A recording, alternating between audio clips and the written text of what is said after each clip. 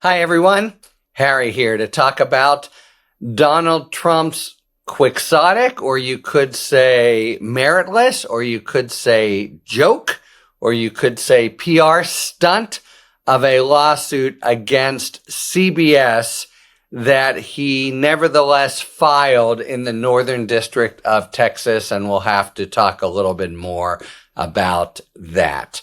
Okay, this filing, which was yesterday, basically says that Kamala Harris's 60 Minutes interview was edited in such a way and set up in such a way as to amount to election preference and favoritism. There really isn't even a legal theory there.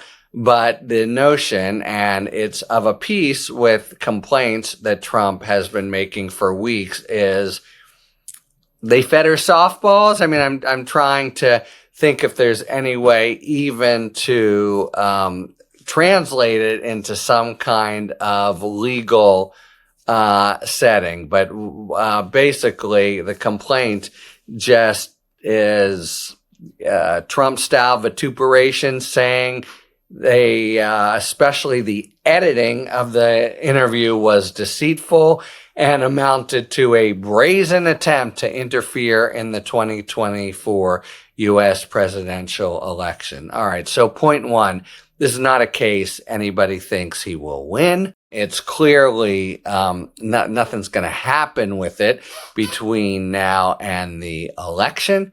So it's a pretty safe bet that the green light here, if given by Trump, and that's what we always hear, is that he makes these decisions, is for some reason other than trying to recover damages. In the amount of a mere $10 billion, which is what he says CBS injured him because of their undermining of his ability to raise money, especially in Texas, and then just kind of a general notion that they harmed his election chances. So this is a non-lawsuit, and only meant, we learn more and more in this campaign that if Trump has a talent, it's to draw attention to himself. So this lawsuit indeed it gets press coverage,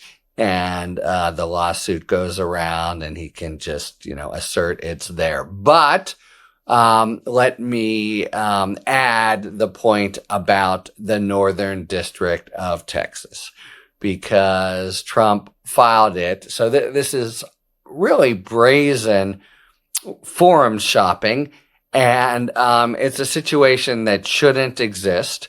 But the Northern District of Texas, where he filed it, in a nationwide case like this, you can pretty much file anywhere, is where there's a single judge sitting. So that judge will get the case unless something really unusual happens.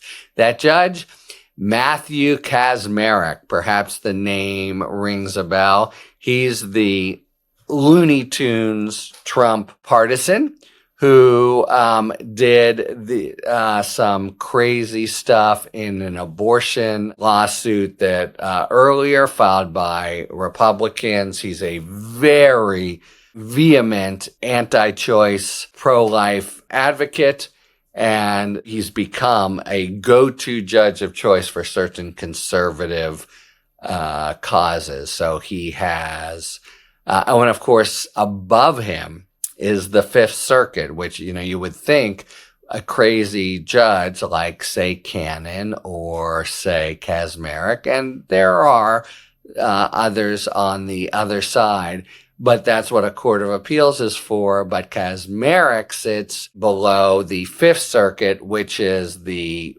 equivalent of Kacsmaryk at the court of appeals level. They are the Looney Tunes appellate court, and the one that, the Supreme Court, no moderate body themselves, slapped down a few times for their overly aggressive, pro-conservative and lawless action. So the Kacsmaryk Fifth Circuit combo always has to be scrutinized and watched carefully, because you never know what kind of crazy legal theory he'll adopt and be Kaczmarek and be affirmed on.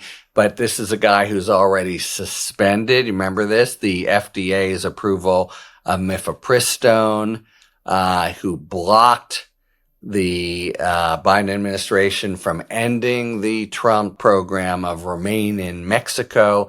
He struck down 2 Biden administration protections for transgender people. The mifepristone was part of a whole crazy, long, tortuous case involving the Fifth Circuit and the Supreme Court. But the main thing is that he took a case where the FDA had very ample evidence of the safety of mifepristone, and it worked very well. And he really stretched to basically strike it down and return things potentially with mifepristone that it's used in the majority of pregnancy terminations now in the country, to basically invalidate it had he had his way. Okay, so we have a complete kooky lawsuit against CBS that at the end of the day can't succeed, but it could be a long day, because the day begins in the courtroom of Judge Matthew Kaczmarek, and who the hell knows what crazy legal theory he could embrace. I can't even think of one. That is to say, if I had to actually bet, it would be that Kaczmarek does not endorse this. I just, can't see how even a conservative activist would write it. But that said, you have what is, again, clearly just a lawsuit brought for headlines as another sort of talking point to say the media that is part of the deep state and they're against me. And see, they've even been sued, of course, by Trump. But it's a way of trying to rattle sabers and fit in with his overall thunderous criticism of American institutions, including CBS. And recall, by the way, and this is no joke, he had previously suggested that he would suspend the license of CBS. Why? For this supposedly one-sided coverage of Kamala Harris.